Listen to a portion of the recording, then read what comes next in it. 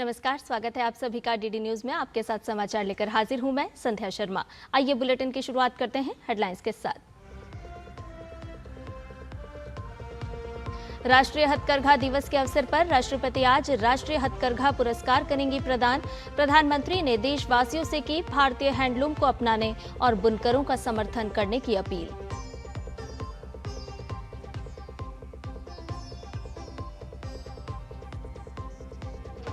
लोकसभा में आज एमएसएमई संशोधन विधेयक 2026 विचार और पारित किए जाने के लिए सूचीबद्ध। दोनों सदनों में प्राइवेट मेंबर बिल भी किए जाएंगे पेश।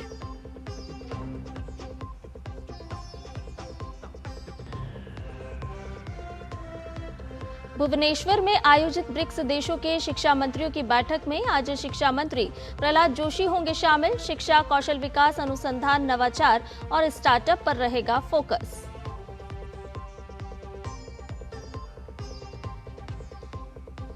झारखंड में छात्रों का आंदोलन 14वें दिन भी जारी। बारिश और खराब मौसम के बावजूद अनिश्चितकालीन धरने और भूख हड़ताल पर डटे हैं छात्र। छात्रों का दावा, सोरेन सरकार से अभी तक नहीं मिला बातचीत का कोई निमंत्रण।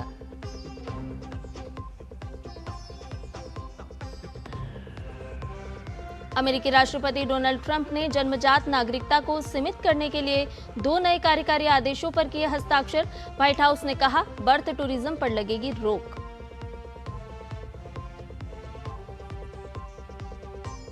और कोरिया ओपन बैडमिंटन में आज होंगे क्वार्टर फाइनल मुकाबले। तन्वी शर्मा के सामने होगी अपने ही देश की रक्षिता रामराज की चुनौती। वहीं अश्मिता चालिहा का सामना होगा जापान की हिना अकेची से। सभी खबरों को विस्तार के साथ जानते हैं। आज राष्ट्रीय हथकरघा दिवस है।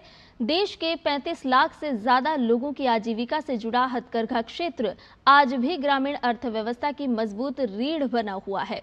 राष्ट्रीय हथकरघा दिवस के अवसर पर राष्ट्रपति द्रौपदी मुर्मू साल 2025 के लिए प्रतिष्ठित राष्ट्रीय हथकरघा पुरस्कार प्रदान करेंगी।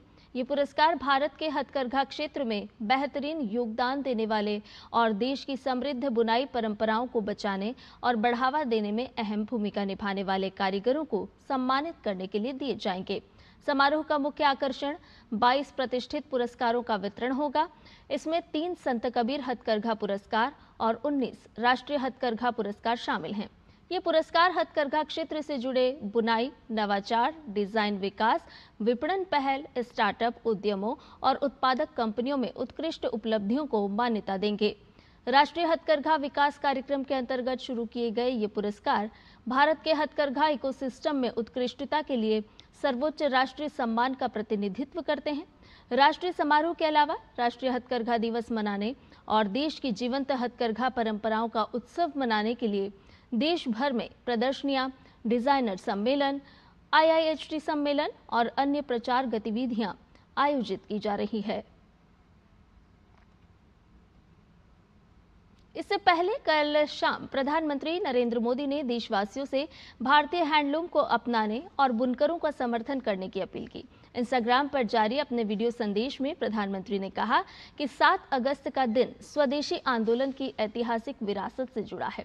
उन्होंने याद दिलाया कि इसी दिन देश की आज़ादी के संघर्ष में स्वदेशी आंदोलन ने नई दिशा दी थी और लाखों लोगों ने विदेशी वस्तुओं के बहिष्कार तथा स्वदेशी उत्पादों को अपनाने का संकल्प लिया था। प्रधानमंत्री ने आगे कहा कि राष्ट्रीय हथकरघा दिवस केवल एक उत्सव नहीं, बल्कि देश के लाखों बुनकर परिवारों के परिश्रम और प्रतिभा को सम्मान देने का अवसर है। उन्होंने लोगों से अपील की कि वो हैंडलूम से बने उत्पाद खरीदें, उनकी विविधता और गुणवत्ता को दुनिया के सामने लाएं तथा सोशल मीडिया पर हैंडलूम पर आधारित वीडियो साझा कर दूसरों को भी प्रेरित करें। 1905 7 अगस्त हमें भूलना नहीं है। 7 अगस्त 1905 को देश की आजादी के लिए स्वदेशी आंदोलन का प्रारंभ हुआ था और आत्मनिर्भर भारत की नींव डाली गई थी। अंग्रेजों के खिलाफ देशवासियों ने एक बहुत बड़ी लड़ाई लड़ी थी। जन जन जुड़ गया था। अभी पिछले सप्ताह आप सबने फ्रेंडशिप डे मनाया। मैं आज आग्रह करता हूं 7 अगस्त हैंडलूम डे होता है। हमने इतने ही उत्साह और उमंग के साथ हैंडलूम डे मनाना है। और हैंडलूम डे मनाने का मतलब है कि हर गरीब परिवार, बुनकर परिवार, जो अपने हाथों से अपनी छोटी छोटी घर में लूम पर कपड़े बनाते हैं और नई नई वैरायटीज होती है, आप देखिए ना क्या कुछ नहीं है।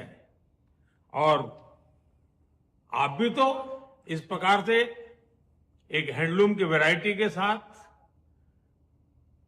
GRWM वीडियो करके जरूर दुनिया के सामने अपनी बात रख सकते हैं, हैंडलूम के लिए लोगों को प्रेरित कर सकते हैं। हमारा काम है आत्मनिर्भर भारत बनाने के लिए हमारे इन छोटे छोटे छोटे गरीब परिवारों को भी आर्थिक रूप से समृद्ध करना। आइए हम स्वयं हैंडलूम से कुछ न कुछ खरीदें, उसका एक वीडियो बनाएं और देश और दुनिया में उस वीडियो को प्रचारित करें, ताकि हमारे बुनकर भाई बहनों के सामर्थ्य का परिचय दुनिया को भी हो। आइए 7 अगस्त हैंडलूम डे, बहुत बहुत शुभकामनाएं। करघे से निकलने वाला धागा केवल वस्त्र नहीं बुनता, बल्कि भारत की हजारों वर्षों पुरानी सांस्कृतिक विरासत, परंपरा और आत्मनिर्भरता की कहानी भी कहता है। देश के 35 लाख से अधिक लोगों की आजीविका से जुड़ा हथकरघा क्षेत्र आज भी ग्रामीण अर्थव्यवस्था की मजबूत रीढ़ बना हुआ है। राष्ट्रीय हथकरघा दिवस के अवसर पर केंद्र सरकार न केवल उत्कृष्ट बुनकरों को सम्मानित करेगी, बल्कि तकनीक, नवाचार और कल्याणकारी योजनाओं के माध्यम से इस विरासत को नई ऊंचाइयों तक ले जाने का संदेश भी देगी। देखिए डीडी न्यूज के संवाददाता डॉक्टर सुयश शर्मा की ये खास रिपोर्ट।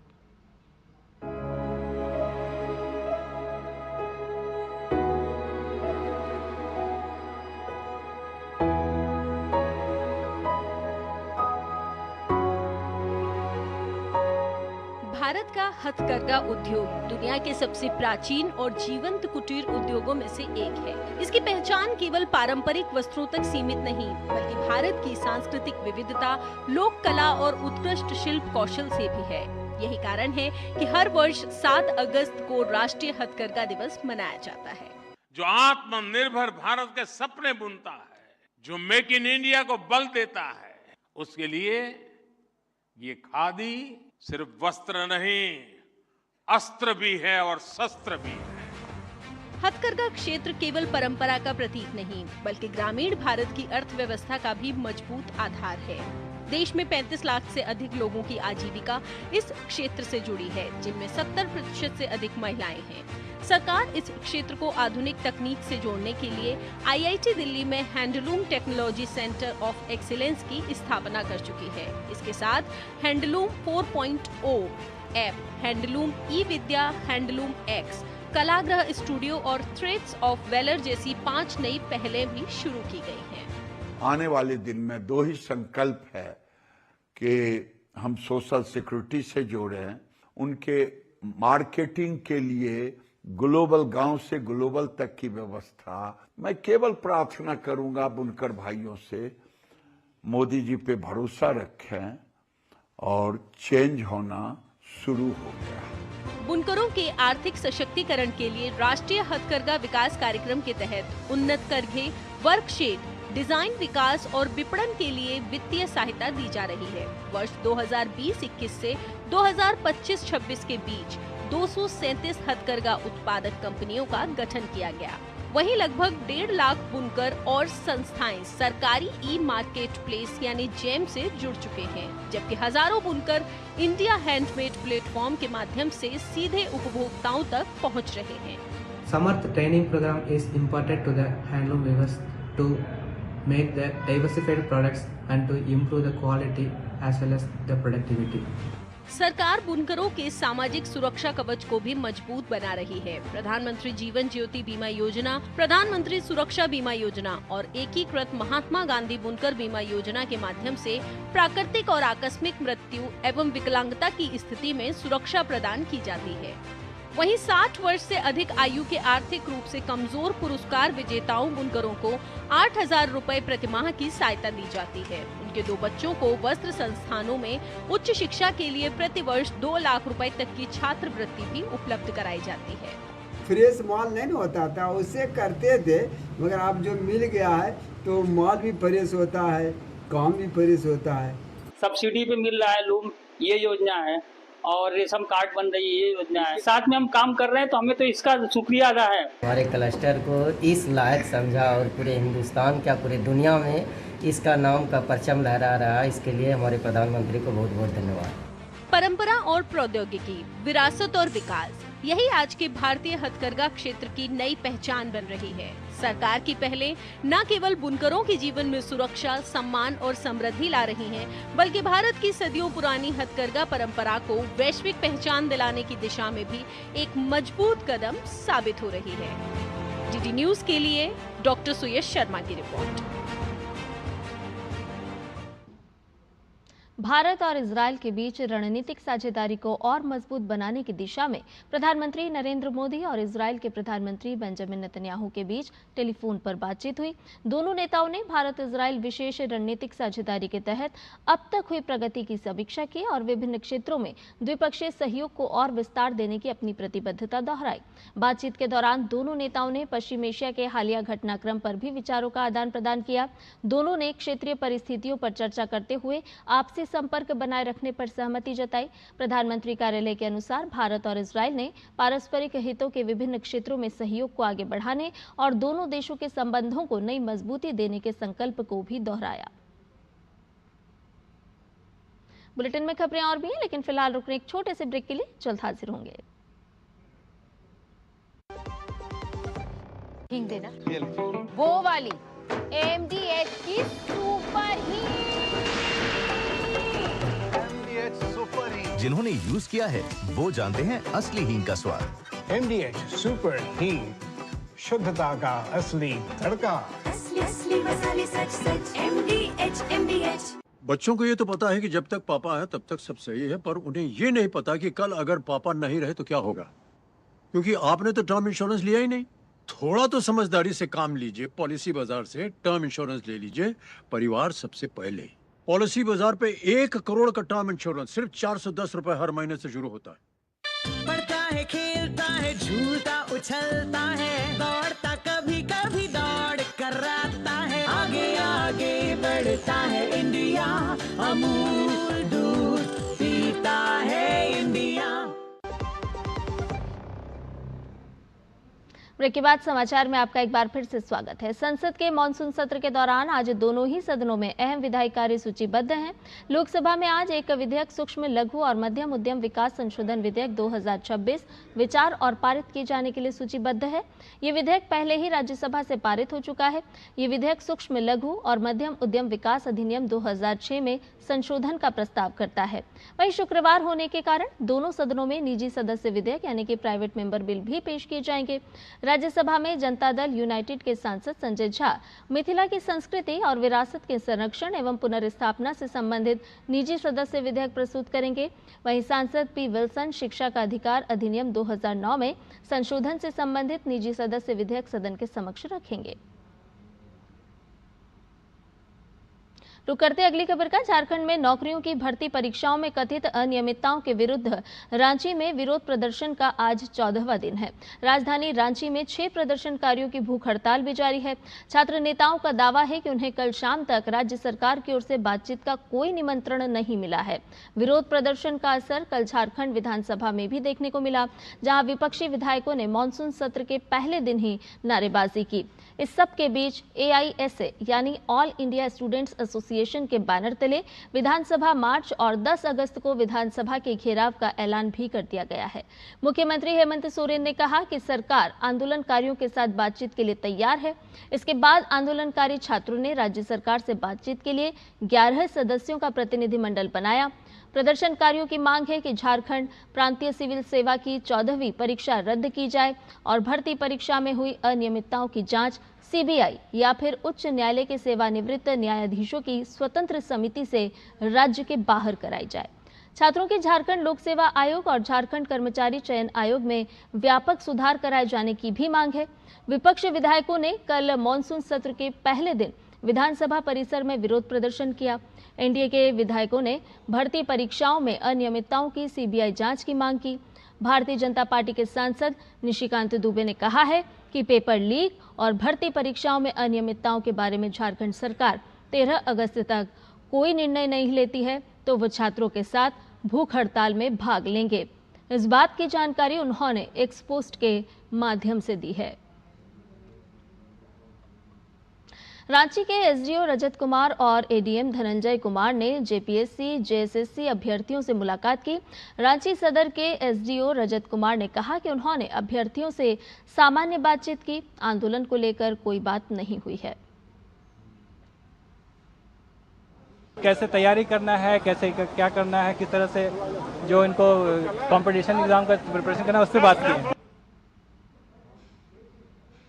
दिल्ली की 8वीं विधानसभा का छठा सत्र आज सुबह 11 बजे पुराना सचिवालय स्थित विधानसभा भवन में शुरू होगा।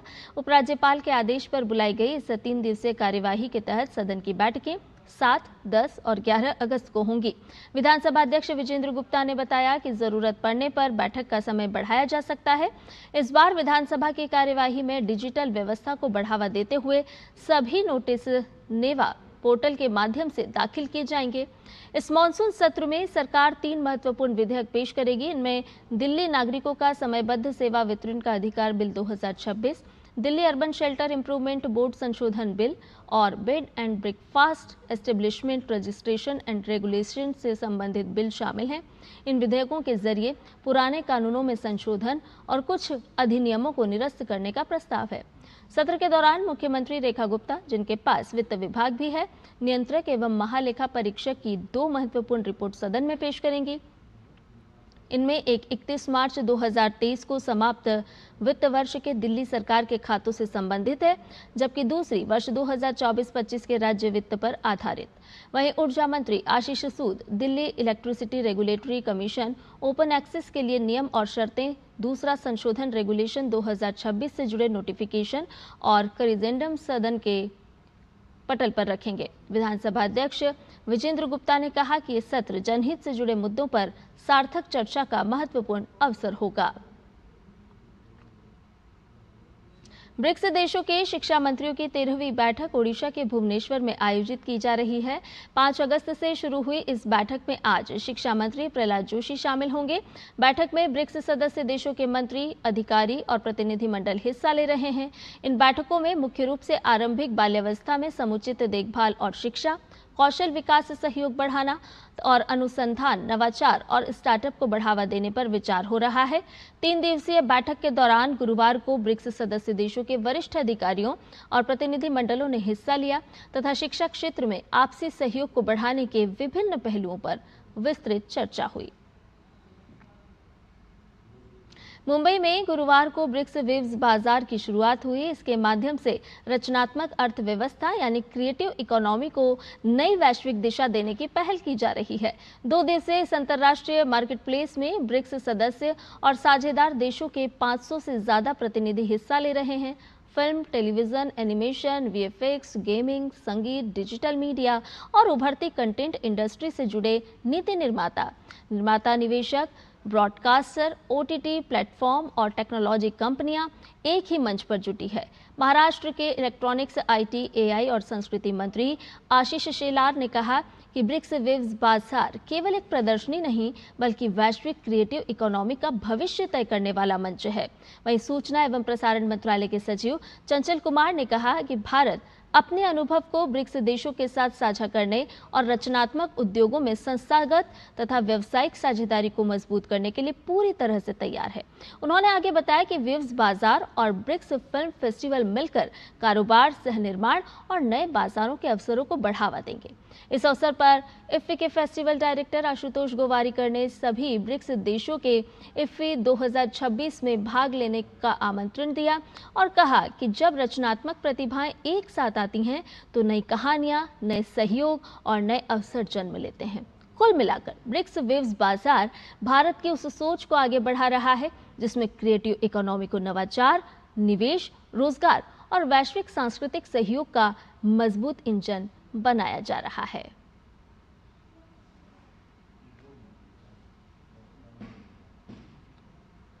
राष्ट्रीय स्वयंसेवक संघ के सरसंघ चालक डॉक्टर मोहन भागवत ने गुरुवार को मुंबई में जेन जी और जेन अल्फा पीढ़ी के युवाओं से संवाद किया।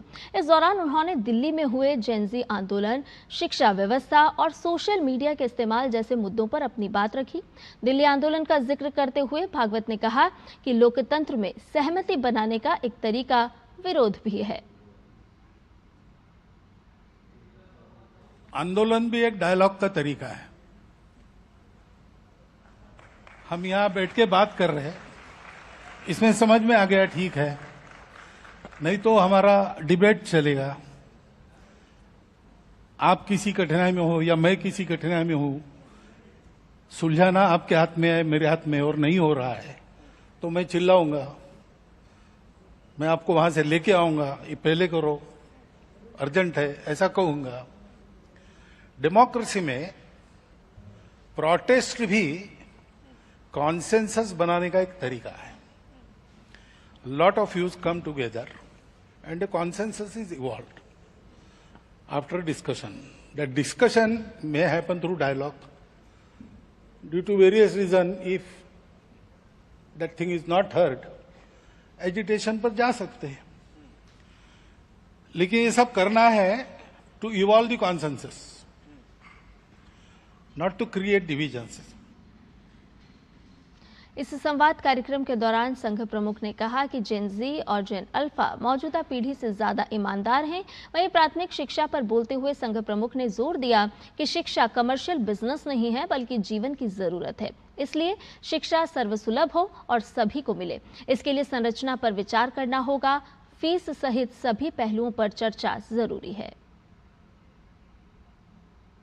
जैसे सोशल मीडिया पर एक मैं इकॉन हूं, तो मुझे ये एहसास चाहिए कि मेरे कारण 10 लाख लोग अनुकरण करते हैं मैं जो करता हूं उसका, तो मेरी रिस्पॉन्सिबिलिटी हो गई कि 10 लाख लोग मेरे पीछे चल के गड्ढे में न जाए, इतना तो मुझे देखना है। ये विवेक चाहिए। सोशल मीडिया में अभी तो टेक्नोलॉजी ऐसी है कि मेरे आपके चित्र बना पर भी हमारे मुंह में शब्द डालकर आवाज सहित सब बातें वैसी ही करके दिखा सकते, फेक वीडियोस वगैरह आते हैं। तो ये जानने के बाद सोशल मीडिया का उपयोग करते समय ऑथेंटिक सोर्स से वेरिफिकेशन किए बिना विश्वास नहीं रखना। भारत के जैविक उत्पादों को वैश्विक बाजार में नई पहचान दिलाने की दिशा में एक बड़ा प्रयास ग्रेटर नोएडा में देखने को मिला। वाणिज्य एवं उद्योग मंत्रालय के तहत एपिडा ने बायोफाक इंडिया 2026 में देश की ऑर्गेनिक उत्पाद श्रृंखला को दुनिया के सामने प्रस्तुत किया। इस आयोजन में देश भर से आए उत्पादकों के साथ साथ विदेशों से आए खरीदारों ने भी हिस्सा लिया। खास बात यह रही कि पूर्वोत्तर राज्यों के ऑर्गेनिक उत्पादों ने भी सभी का ध्यान आकर्षित किया। देखिए ये रिपोर्ट। ग्रेटर नोएडा के इंडिया एक्सपो सेंटर में आयोजित बायोफेक इंडिया 2026 में एपिडा ने 44 प्रदर्शकों के साथ अपना विशेष पवेलियन स्थापित किया। ये देश के प्रमाणित ऑर्गेनिक उत्पाद, मिलेट्स, मसाले, चाय, कॉफी, शहद, फल, सब्जियां और वैल्यू एडेड फूड्स प्रोडक्ट्स प्रदर्शित किए गए। अंतर्राष्ट्रीय खरीदारों की मौजूदगी में बायर सेलर मीट के जरिए निर्यात के नए अवसर भी तलाशी गए।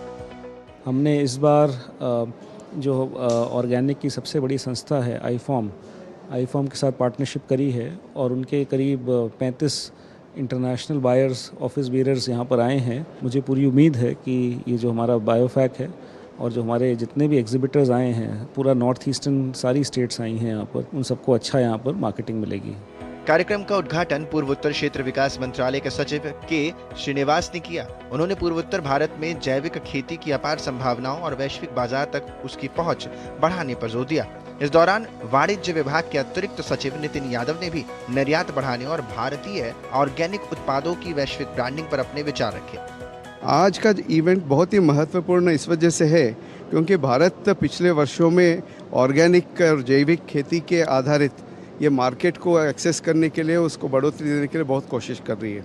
और आज के तारीख पे ऑस्ट्रेलिया के बाद इंडिया के पास second largest area under cultivation है और विशेष करके नॉर्थ ईस्ट में 14% प्रोड्यूस नॉर्थ ईस्ट से आ रहा है और अन्य देश के अन्य भागों से भी आ रहा है। We project that India is going to be one of the leading partners with the global community for also the sustainable the movement that has been made And for that part, Government of India as well as APIDA specifically and Ministry of Commerce has been working on NPOP program.